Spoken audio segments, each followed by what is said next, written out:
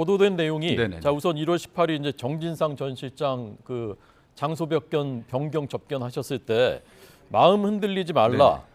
다른 알리바이는 없나 네네. 이런 말씀하셨다는 건 그것은 맞습니까? 제가 가서 그 일부를 갖다 발췌해 갖고 네네. 접견 내용을 갖다가 왜곡하려고 하는데요. 예. 한 30분 중에서 60, 70% 정도는 재판 대응, 어떻게 예. 재판에 대응할 건지 제가 과거 변호사로서 오랫동안 활동했기 때문에 네네. 그런 데 조언을 했었습니다. 예. 기록을 면밀히 보고 꼼꼼히 챙기고 당시에 검찰이 구체적인 상황들을 특정하지 못하고 직접적인 증거를 제시하지 못하고 있기 때문에 그 당시 상황들을 잘 기억해야 된다. 그리고 그 당시 현장이 없었다는 거.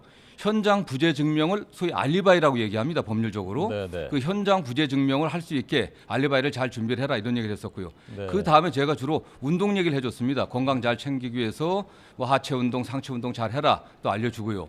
그리고 좀 남는 시간에 어쨌든 뭐 늘 힘내라. 어려우니까 이게 잘 이겨내고 건강 잘 챙기고 또 지금 정치 상황에 대한 얘기를 주고받으면서 이런 상황들이 좀 가다 보면 결국 다음에는 이재명이 대통령 되지 않겠냐 이런 비슷한 취지로 이야기했던 것 같습니다. 네. 네. 한 40분 정도 이제 말씀을 근데 나누셨군요. 그 중에서 일부만 발췌해 갖고 지금 왜곡하는 거죠. 네. 네. 그 40분 동안 중에서요. 30분 정도 했습니다. 30분 정도.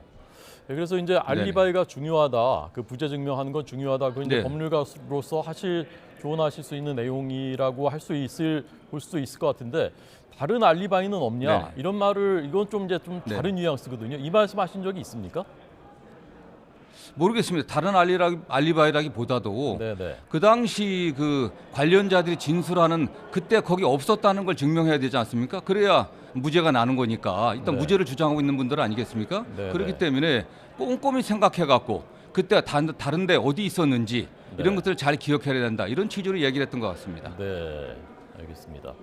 이제 마음 흔들리지 말라라는 이제 취지의 말씀도 하신 것으로 보도가 됐는데 지금 이제 그런 네네. 이제 뭐 여러 가지 얘기를 나누셨다 이제 말씀이시고 그런데 이제 그날이 1월 네네. 18일이 김성태 전 쌍방울 회장이 압송된 다음 날이기 때문에 이게 시점상 더더군다나 친명계 좌장이신 분이 가셔서 그 말씀하시니까 다른 네. 의미로도 해석될 수 있겠다 이제 그런 생각을 하는 분들이 있거든요.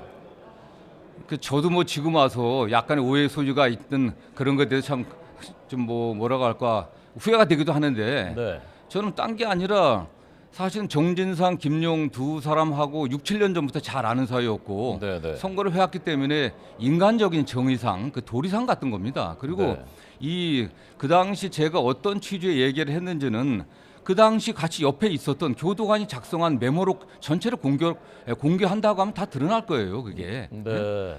더군다나 오히려 검찰에 다 보고되고 그다음에 접견 내용이 검사들이 파악하고 있는 그런 상황에서 만약 그 김성태 회장을 갖다 의식해 갖고서 뭐 입막음을 하려고 했다면 그게 말이 되는 거겠습니까? 그게 그럼 변호인들이나 접견의 비밀이 보장되는 변호인이나 할 수 있는 얘기겠죠. 그게 이건 그야말로 대부분의 내용들은 뭐 재판 대응과 어쨌든 변론 준비, 그 재판 준비들, 그다음 건강 문제 이런 거 얘기하고 그 지나가는 잡담식으로 얘기했던 겁니다. 그런 건요. 네.